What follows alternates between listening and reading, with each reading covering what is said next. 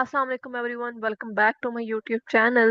DSM-5 की series का आज हमारा डिसऑर्डर है सेपरेशन एंजाइटी डिसऑर्डर। इससे प्रीवियस वीडियो में हमने एंजाइटी डिसऑर्डर के बारे में कॉमन जो था वो कॉन्सेप्ट लिया था।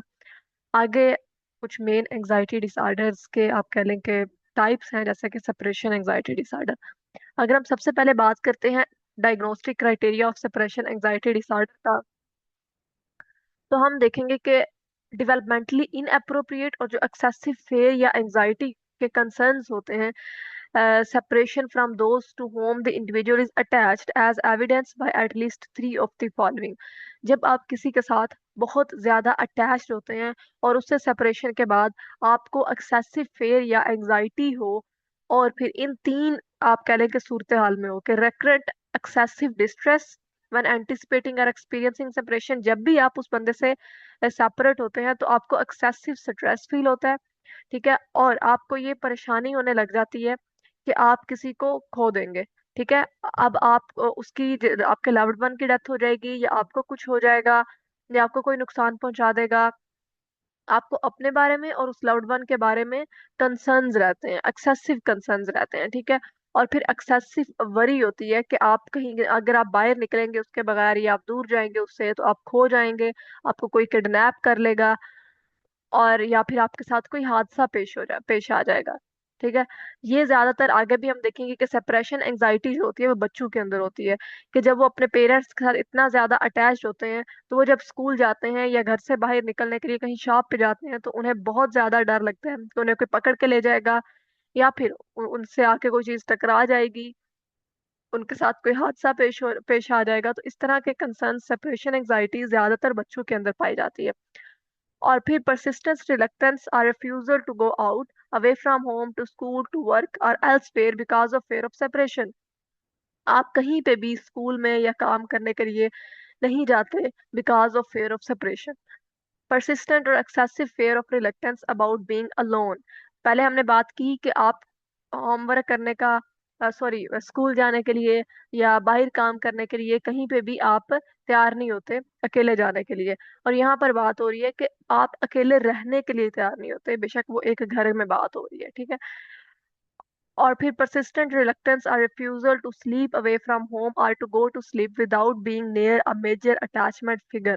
आप अकेले रूम में सो नहीं सकते, या आप किसी और के घर पे जाके नहीं सो सकते जिससे आप अटैच्ड फिगर है जो आपका, उससे दूर। अगर आप ऐसा करते हैं तो आपको नाइटमेयर्स आते हैं रात को, और उसके बाद कुछ फिजिकल सिम्टम्स भी होते हैं जिसके अंदर head x, stomach x, nausea, vomiting, ये सारी चीजें होती हैं। और फेयर एंजाइटी या अवॉइडेंस जो होती है वो परसिस्टेंट होती है, लास्टिंग एटलीस्ट 4 वीक। ठीक है, इसका क्राइटेरिया ये है कि ये जो सेपरेशन एंजाइटी के जो भी सिम्टम्स हैं, ये पिछले 4 वीक्स से हो रहे हूँ, एंड टिपिकली 6 मंथ और more in adult, 4 weeks for children. बच्चों के लिए 4 हफ्ते तक ऐसा, ये सारे जो सिम्टम्स हमने बताए हैं इनमें से चंद जो हैं वो हूँ, और बड़ों के अंदर लगातार 6 मंथ से हूँ। डिस्टर्बेंस काज क्लिनिकली सिग्निफिकेंट डिस्ट्रेस और इम्पेयरमेंट इन सोशल, एकेडमिक, ऑक्यूपेशनल और अदर इम्पोर्टेंट एरियाज। और जिसकी वजह से जो अडल्ट्स हैं या जो बच्चे हैं उनकी इस सप्रेशन एंजाइटी की वजह से सोशल, एकेडमिक और ऑक्यूपेशनल लाइफ जो है वो डिस्टर्ब हो रही होती है। And the last diagnostic criteria is कि the disturbance is not better explained by any other mental disorder। किसी और mental disorder की वजह से ये ना हो, जैसा कि autism spectrum disorder या delusion और hallucinations etc., जो बाकी भी दिए हुए हैं, बल्कि ये जस्ट उसके अंदर separation anxiety disorder की वजह से ही चीजें हो रही हूँ। तो ये हमारा कुछ डायग्नोस्टिक क्राइटेरिया था। अब डिफरेंशियल डायग्नोसिस क्या हो सकते हैं सेपरेशन एंजाइटी डिसऑर्डर का? जब भी आपके पास कोई केस आएगा, तो ये वो डिसऑर्डर्स हो सकते हैं जिनसे आप कंफ्यूज हो सकते हैं, ठीक है। लाइक जनरलाइज्ड एंजाइटी डिसऑर्डर, जिसके अंदर आप कह लें कि इसके अंदर भी वरीज होती हैं। आप परेशान होते हो, स्कूल परफॉर्मेंस आपकी नहीं बेहतर हो रही होती, फ्यूचर इवेंट्स के बारे में परेशानी, बट आपने ये देखना है कि जो स्पेसिफिक सेपरेशन एंजाइटी डिसऑर्डर है उसके अंदर वरीज जो होती हैं वो स्पेसिफिक होती हैं सेपरेशन फ्रॉम लव्ड वंस, ठीक है। अगर आपके पास कोई केस आता है कि किसी भी स्टूडेंट को परेशानी हो रही है स्कूल पर की परफॉर्मेंस की या फ्यूचर इवेंट की, तो आपको ये नहीं लगना चाहिए कि ये सेपरेशन एंजाइटी डिसऑर्डर हो सकता है। आपको क्लियर होना चाहिए कि जो एसएडी का क्राइटेरिया है वो सेपरेशन फ्रॉम लव्ड वंस ही है। सोशल एंजाइटी डिसऑर्डर इसका डिफरेंशियल डायग्नोसिस हो सकता है, क्योंकि इसके अंदर भी फेयर ऑफ एम्बैरेसमेंट और negative judgement in social settings. हमने ये बात की कि जो एसएडी है उसके अंदर भी ये होता है कि आप बाहर नहीं अकेले निकलते, अकेले जगहों पे जाने का आपको खौफ आता है, लेकिन आपने उसको सोशल एंजाइटी के साथ मिक्स नहीं करना, क्योंकि आपने ये चीज माइंड में रखनी है कि एसडी का क्राइटेरिया क्या होता है कि जब आप किसी अटैचमेंट फिगर से सेपरेट होते हैं तो तब आपको सोशल होने में मसले आते हैं। Agoraphobia is the fear of being in places where escape may be hard. मतलब रश वाली जगहों पे या फिर तंग जगहों पे जाना एक जो खौफ होता है वो अगोराफोबिया होता है, लेकिन उसके साथ भी एसडी को मिक्स नहीं करना, क्योंकि एसडी का ये होता है कि जब आप किसी अटैचमेंट फिगर से अलग होते हैं उसके साथ आपको डर नहीं लगता, लेकिन जब आप उससे अलग होते हैं तो आपको ये डर लगता है कि कोई मुझे नुकसान पहुंचा देगा या मेरे साथ कोई हादसा पेश आ जाएगा। तो ये तीन इनके मोस्ट इंपॉर्टेंट डिफरेंशियल डायग्नोसिस भी हैं और भी हो सकते हैं। अब क्या काजेज हो सकते हैं सेपरेशन एंजाइटी डिसऑर्डर के बच्चों के अंदर? फर्स्ट ऑफ ऑल हेरिडिटी, उनको पेरेंट्स से मिल सकता है, या फिर उनके टेम्परामेंट्स, ट्रॉमेटिक इवेंट्स उनके साथ बचपन में, कोई उनका बचपन कैसा गुजरा हो, बचपन में उन्होंने कुछ ट्रॉमा फेस किया हो, कोई सेक्सुअल अब्यूज, कोई चाइल्ड अब्यूज लाइक, और आप कह लें कि पेरेंट्स और मदर्स की लड़ाइयाँ, अगर कोई आप कह लें सिंगल पेरेंट होते हैं सिर्फ मदर के साथ हो रहे हैं तो जाहिर सी बात है उसका बहुत ज्यादा अटैच हो जाएंगे। तो ये सारी चीजें, क्रॉनिक इलनेस, कोई और बीमारी, brain structure and chemistry, over protective parenting, मतलब आप इतना ज्यादा अपने बच्चे को प्रोटेक्ट करके रखते हो कि आप उसे कहीं भी अपने बचपन में से अकेले जाने ही नहीं दिया, ठीक है, तो अब वो आपके बगैर कहीं जा ही नहीं सकता। लोअर सोशियो इकोनॉमिक स्टेटस, तो ये सारी वो वजूहात हैं जो आप कह सकते हैं कि सेपरेशन एंजाइटी डिसऑर्डर का बच्चों के अंदर सबब बन सकती हैं।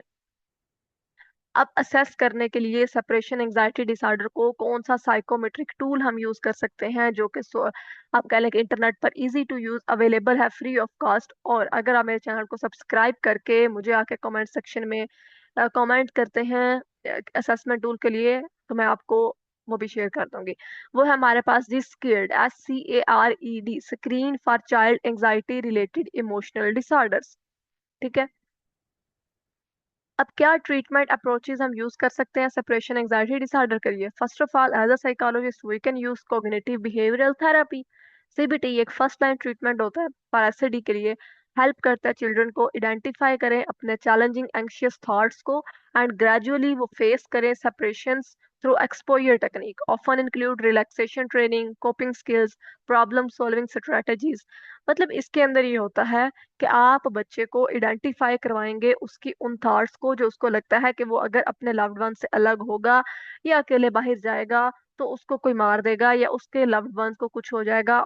और ग्रेजुअली उसको एक्सपोजर दें, प्रैक्टिस करवाएं उसको थोड़ा सा, घर से बाहर भेजें या स्कूल भेजें, इस तरह से ट्रेनिंग दें और उनको इस चीज़ का एहसास दिलाएं कि देखें आप स्कूल गए थे और वापस आए हैं, आपके पेरेंट्स बिल्कुल ठीक हैं, आपको कुछ नहीं हुआ। तो ये एक पूरा प्रोसीजर होता है जो आप सेशन वाइज किसी भी बच्चे के साथ करते हो।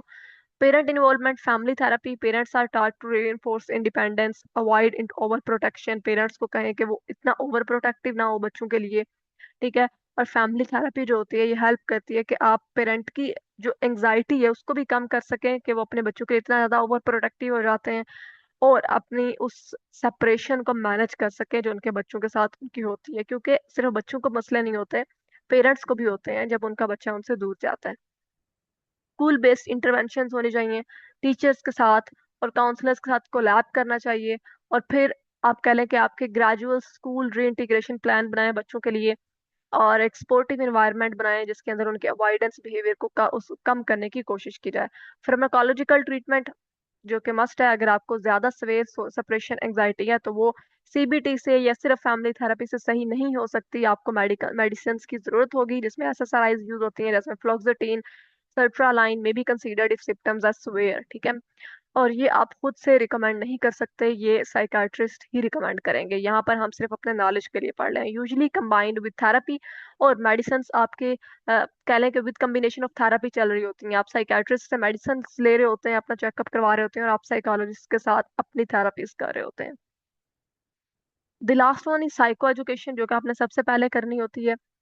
सेशन में अपने बच्चे को सिखाना होता है, पेरेंट्स को सिखाना होता है एंजाइटी के बारे में कि क्या एंजाइटी है, उसका क्या साइकिल होता है, आप किस तरह से हेल्दी कोपिंग स्ट्रेटजीज को अडॉप्ट कर सकते हैं और अपनी एंजाइटी को कम कर सकते हैं, और उनके एक्सपीरियंसेस को आप नॉर्मलाइज करते हैं, और उनके ट्रीटमेंट का जो भी कंप्लायंस है, क्या प्रोसीजर है उनके, सारी उसके बारे में अवेयरनेस उनको देते हैं। अब इसका प्रोग्नोसिस क्या होता है? अगर तो अर्ली आइडेंटिफिकेशन हो जाती है, और ये ऑलमोस्ट हर ही आप कह लें कि डिसऑर्डर में होता है, कि with early identification and treatment most children show significant improvement. Good prognosis is linked to sportive family, early interventions, and consistent school cooperation. Without treatment, symptoms may persist into adolescence or adulthood, increasing risk of panic disorders, depression, and other anxiety disorders. Many children outgrow SAD, but some continue to experience anxiety in stressful transitions. For example, moving away from college, new jobs, or when involved in the relationships. तो ये हमारा prognosis था separation anxiety disorder का। I hope कि आपको चीजें यहाँ तक क्लियर हुई होंगी। डिफरेंशियल डायग्नोसिस मैंने बड़ा इजी वे में लिखा है, डीएसएम की वर्डिंग थोड़ी कम यूज की है। उसके बाद आपने देखना है कि डिफरेंशियल डायग्नोसिस आपका क्या हो सकता है सेपरेशन एंजाइटी में। उसके बाद आपने देखना है कि आप कौन से स्केल यूज कर सकते हैं इसको मैयर करने के लिए। जब आपने इसको मैयर भी कर लिया ऑन पेपर, आपने के आपके ये डायग्नोसिस मतलब को भी मैच कर गया, डायग्नोस्टिक क्राइटेरिया को भी मैच कर रहा है, तो उसके बाद फिर आप इसको डायग्नोज करके उसका ट्रीटमेंट प्लान कैसे बनाएंगे वो भी आपको बता दिया। और आपका ट्रीटमेंट प्लान के बाद आपका क्लाइंट कितना कितना बेहतर हो सकता है उसका प्रोग्नोसिस भी हमने समझ लिया। आई होप कि आपको चीज़ों की समझ आई होगी। अगर समझ आई है मेरे चैनल को लाइक करें, शेयर करें, सब्सक्राइब करें, ताकि आपको नेक्स्ट वीडियो भी मिल सके। अपना बहुत सारा ख्याल रखें। अल्लाह हाफिज।